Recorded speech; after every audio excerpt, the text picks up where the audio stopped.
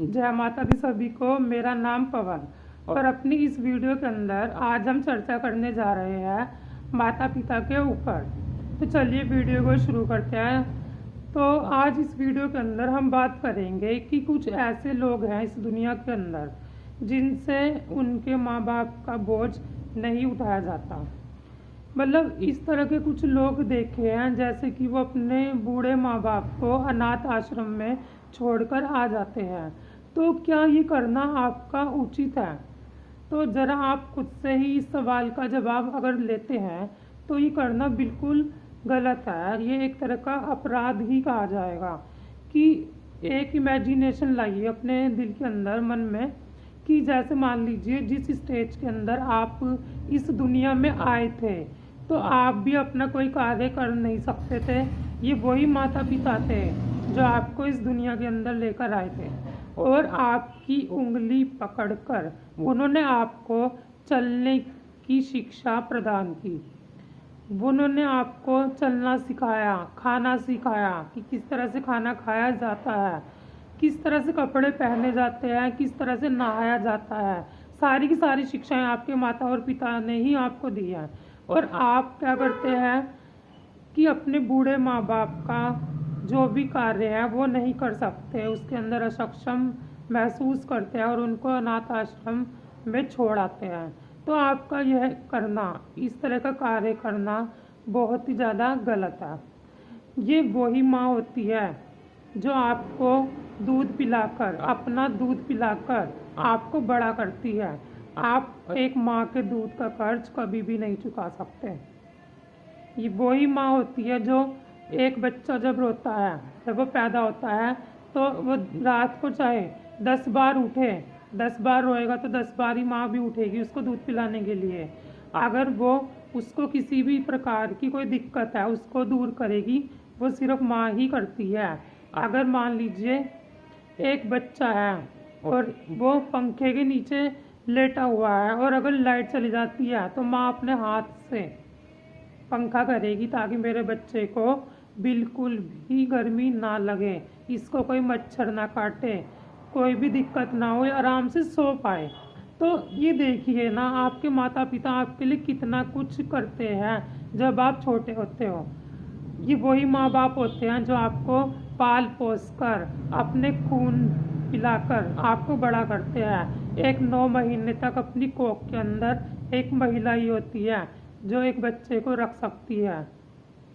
9 महीने तक बच्चे को रखने के बाद क्या वो आपसे यही उम्मीद करेगी कि वो जब बूढ़ी हो जाए और आप उसको घर से बाहर निकाल दें, कि आपसे उसका बोझ भी ना सहा जाए?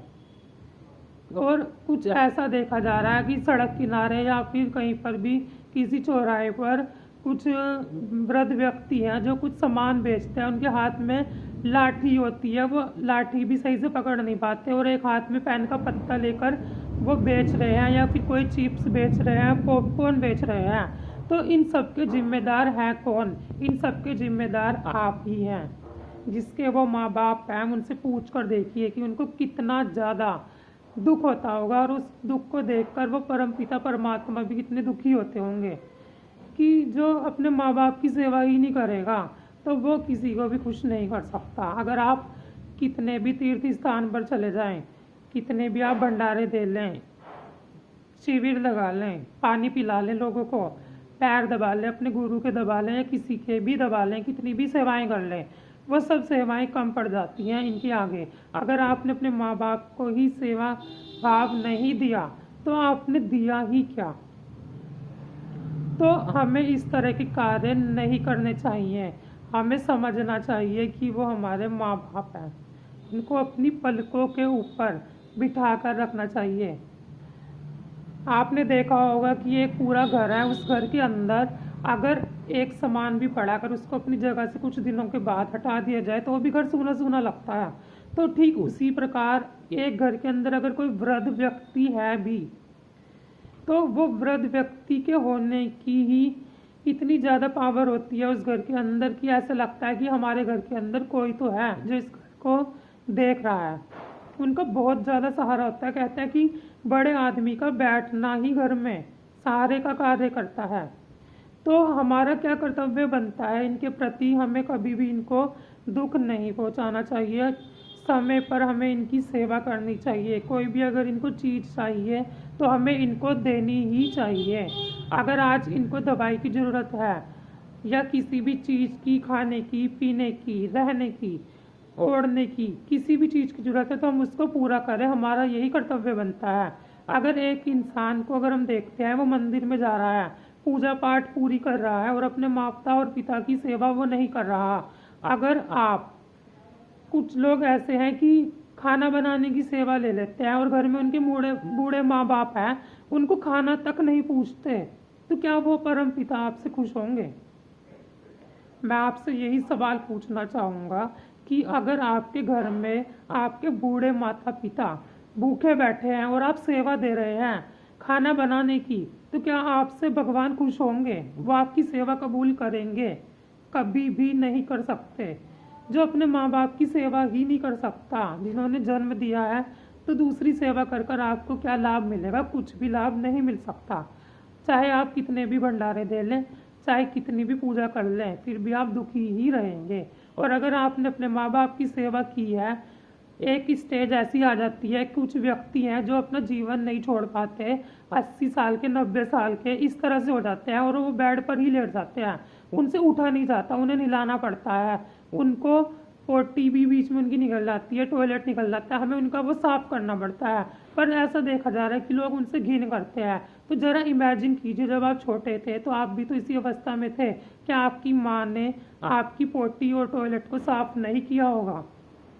उस वक्त आपको नहलाया नहीं होगा। जब आप गंदे हुए थे, आप भी तो गंदे होते थे ना, तो आपकी माता ही आपको एकदम से साफ कर देती थी जब आप गंदे होते थे पूरी तरह से। अगर आप एक बार रोते भी थे तो वो एकदम से दौड़ी आती थी कि मेरे बच्चे को कोई दिक्कत, कोई परेशानी तो नहीं है। तो आपका क्या कर्तव्य बनता है उनके प्रति कि आपको भी उनकी उसी तरह से सेवा करनी चाहिए। फिर आप ऐसा मेवा पाएंगे कि आप खुद ही हैरान रह जाएंगे।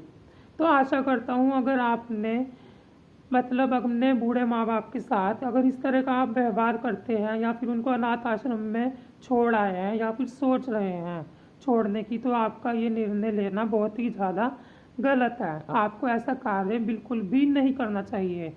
वो भगवान भी आपसे कभी खुश नहीं हो सकते। अगर आपके सामने सड़क पर एक बूढ़ा व्यक्ति जा रहा है, उससे सड़क पार नहीं हो रही है, अगर आप उसकी उंगली पकड़कर, हाथ पकड़कर उसको सड़क पार कराते हैं, तो आपको क्या वो दुआएं नहीं देगा?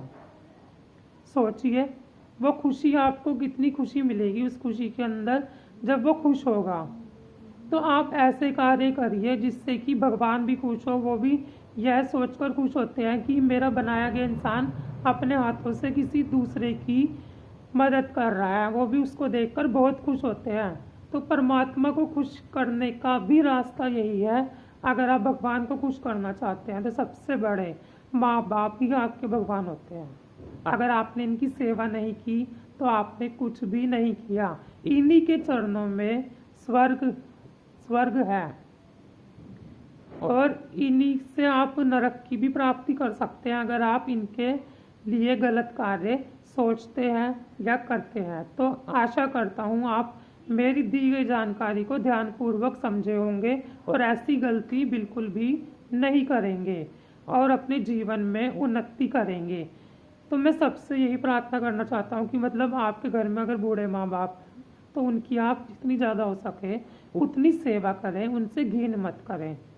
आज वो भी उसी स्टेज में है, वो भी आपसे यही मांगते हैं। वो कुछ पैसे तो नहीं मांगते ना आपसे, तो वो आपसे क्या मांगते हैं? जब उनसे खुद का कार्य ही नहीं होता, जब उनके हाथ ही काम नहीं करेंगे तो काम कैसे करेंगे? ये सोच कर देखिए तो सही। जब उनसे चला ही नहीं जा रहा तो उनको सहारे की ज़रूरत तो पड़ेगी ना, और आप ही उनको सहारा दे सकते हैं। अगर आप भी उनको मना कर देंगे तो बेचारे वो कहाँ जाएंगे?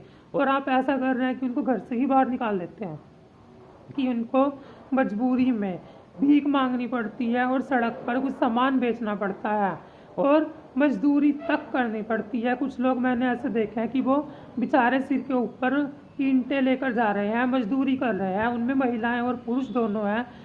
कुछ ऐसे ईंट बनाने वाले भट्टों पर कार्य कर रहे हैं। तो ऐसी गलती बिल्कुल मत करिए। मेरे आप सभी से यही प्रार्थना है कि हो सके तो इनकी सेवा करिए तन मन और धन से, तो आप बहुत ही अच्छा जीवन यापन कर सकते हैं।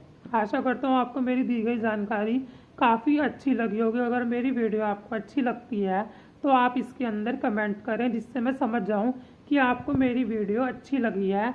और जिसके घर में उनके माता पिता हैं और अगर आप उनकी सेवा करते हैं तो वीडियो के कमेंट बॉक्स में जय माता दी लिखना बिल्कुल भी ना भूलें।